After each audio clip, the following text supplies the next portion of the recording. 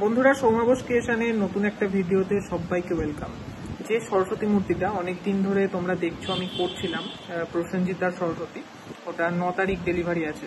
প্রসেনজিৎদা 9 তারিখে হয়তো মূর্তিটা নেবে, তো আমি 8 তারিখের মধ্যে মূর্তিটা আমাকে শেষ করতে হবে। তো তার কাজের আপডেট নিয়ে আজকের এই ভিডিও। আর বেশ কিছু টিপস দিচ্ছি যেটা তোমাদের কাজে লাগতে পারে। তোমরা ভিডিওর সাথে সাথে আমার ভয়েসগুলো শোনো, ভয়েসগুলো মিস করো না, আশা করি তোমাদের কাজে লাগবে। কমেন্টে জানাও, আর কোনো প্রশ্ন থাকলে জানাও। আর দুটো কথা বলি, মুখ বানানোর ভিডিও আমি খুব তাড়াতাড়ি দিচ্ছি, ধরো 1 মাসের মধ্যেই দিচ্ছি। আর ভৈরবের ভিডিও, ভৈরবটা আমি বিশেষ কারণবশত আমার অর্ডারটা ক্যান্সেল হয়েছে, তো সেই জন্য আমি ভৈরবটা যে অবস্থায় তোমরা দেখেছো সেই অবস্থাতেই রয়েছে। তো এখন আমি ভৈরবের কাজ এগোইনি, সেই জন্যই কোনো ভিডিও আসছে না। আর প্রচুর কমেন্ট আসছে আমি দেখছি ভৈরব নিয়ে, আমি সেই জন্য এটা আমি তোমাদের ভিডিওতে বলে দিলাম। তো ভিডিও এলে তোমরা খুব দেখতেই পাবে ভৈরবটা যখন করব। তোমাদের আড়াল করে কোনো কাজ করি না। তো চলো আজকের মতো ভিডিও শুরু করো। দেখো, তো সরস্বতীর চেটোই মাটি দিলাম। চেটোই মাটি দেওয়ার জন্য আমি বেলে মাটি ইউজ করেছি। বেলে মাটি মিন্স গঙ্গা মাটি। মেলা দিন ধরে সরস্বতীটা তোমরা দেখছো। তো 9 তারিখ রবিবার সরস্বতী মূর্তির ডেলিভারি। তো আমি কাজ করছি, আমি হয়তো ক্লিপ নিয়ে রাখছি এবং দেরি করেই হয়তো তোমরা ভিডিওটা দেখছো। তো টিপস হচ্ছে, চেটোই মাটিতে আমরা বেলে মাটি ইউজ করব, মানে বেলে মাটি ইউজ করেছি, দিয়েছি গঠন বিধন করে। দেখো, আর বেলে মাটি দেওয়ার পর একটু শক্ত হয়ে যাওয়ার পর আমরা জল ব্রাশ করছি।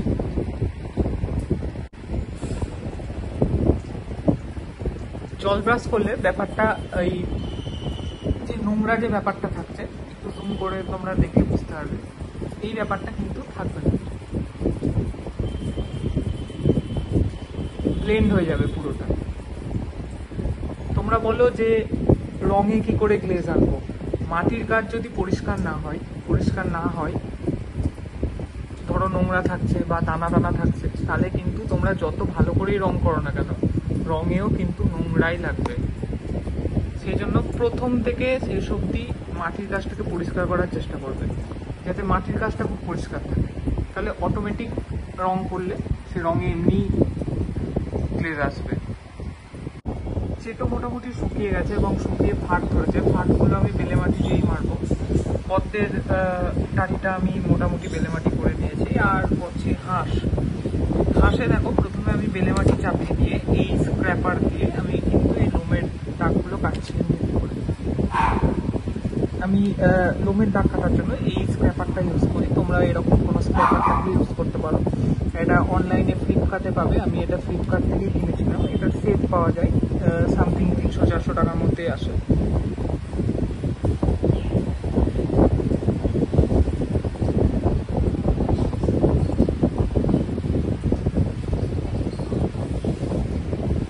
প্রথমে এরকম নোংরা লাগলেও এটা যখন একটু শক্ত হয়ে যাবে এবং আমি জল ব্রাশ করবো, মানে ব্রাশে করে জল দিয়ে একটু পরিষ্কার করবো, তখন কিন্তু দেখতে পরিষ্কার লাগবে এবং ব্যাপারটা লোম লাগবে।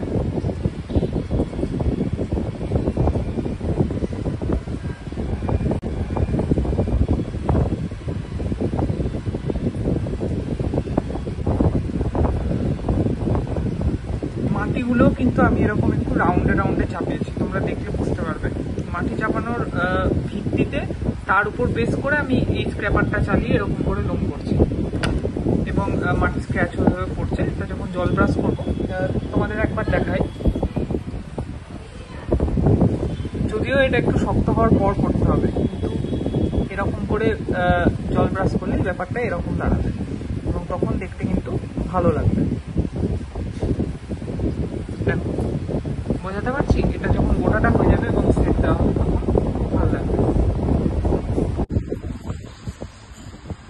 পরিষ্কার করার পর খানিকটা এরকম আসবে। আর হাঁসের চোখ করার জন্য আমি একদম সরু স্ক্র্যাপার ইউজ করছি। এই স্ক্র্যাপারটার একটা হিস্ট্রি আছে। এটা আমি যে কারখানায় কাজ শিখেছি, তো অসীম কাকা দিয়েছে আমাকে, এবং এই চেয়ারিটা অসীমাকার দাদুর হাতের, মানে স্বর্গীয় শ্রী জামনিপাল মহাশয়ের হাতের স্ক্র্যাপার। তো এইটা আর এই দুটো চেয়ারই ধরো মারাত্মক চেয়ারই, এবং মানে যত ছোটই কাজ করি না কেন এই দুটো চেয়ারের কাছে মানে কিচ্ছু না আর কি। তো হাঁসের চোখ করার জন্য আমি এরকম করে হাঁসের চোখটা প্রথমে এঁকে নিলাম মাটিটার ওপর, এবং তারপর এরকম একটু প্রেসার দিয়ে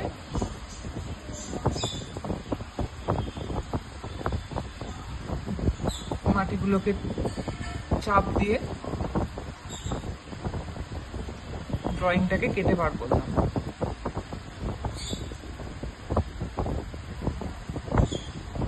দেখো হাসির চোখ আমার মোটামুটি রেডি হয়ে গেল। আর ঠোঁটের একটা সুন্দর করে দাগ দেবো।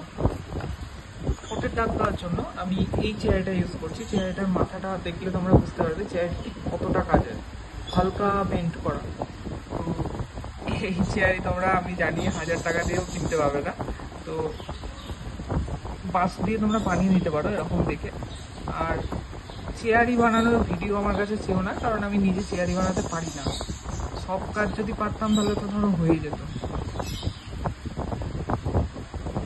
বেলে মাটির এই একটা প্রবলেম, মাটি খুব বেশি প্রেসার দিলে না শুকানোর আগে উঠে উঠে চলে আসে।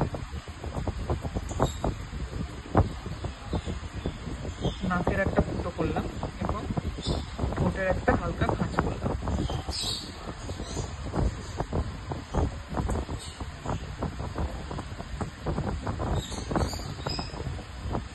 তো দেখো আমার হাঁস কিন্তু মোটামুটি রেডি হয়ে গেল।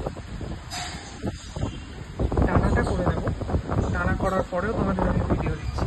আর একটা খানিকটা এরকম হয়ে আছে। হাঁস কমপ্লিট। আর এই দিকে যে ফাটাগুলো তোমাদের একটু আগে বলছিলাম, সেগুলো দেখো আমি এরকম মাটি, একদম বেলে মাটি আর জল দিয়ে হাতে করে একটু নিয়ে এই একদম মিহি ফাটাগুলো মেরামত করে নিলাম।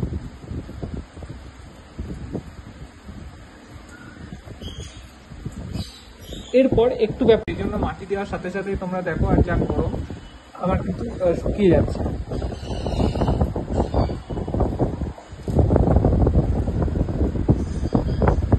ভালো করে এদিক ওদিক করে তোমাদের দেখে নিতে হবে যে কোথায় কোথায় ফাটা রয়েছে।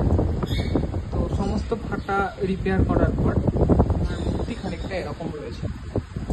এই আঁচলের দিকগুলো তোমরা যারা আমাকে রেগুলার ফলো করো, আগের ঠাকুরটাই তোমরা হয়তো দেখবে এই বোর্ডের সাথে একটু ব্লেন্ড করা ছিল।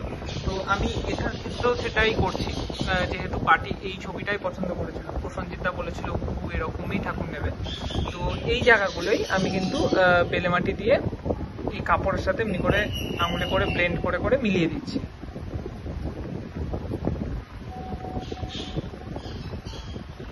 এটা যখন শোকাবে এবং রং করা হবে দেখে মনে হবে এই কাপড়টা ব্যাকগ্রাউন্ডের সাথে ব্লেন্ড হয়ে আছে।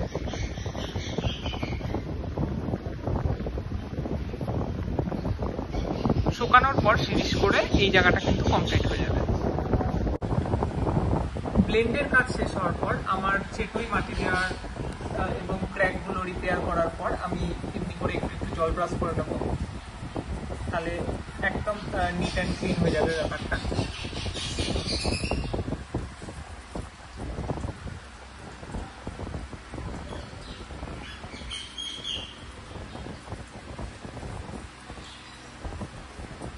দেখো একদম পরিষ্কার প্লেন হয়ে গেল। এবার এটাকে আমি শুকানোর জন্য ছেড়ে দেবো গোটাটাকে। আজকের ভিডিও এইটুকুই থাক। আবার কিছুটা কাজ এগিয়ে নিয়ে সেই আপডেট নিয়ে তোমাদের সামনে আসছি খুব তাড়াতাড়ি। বেশ কিছু টিপস দিতে দিতে ভিডিও করছি আমি ইদানিং, তোমরা দেখছো। তো চলো আজকের মতো এইটুকু থাক, দেখা হচ্ছে পরের ভিডিওতে, অপেক্ষা করো, টাটা।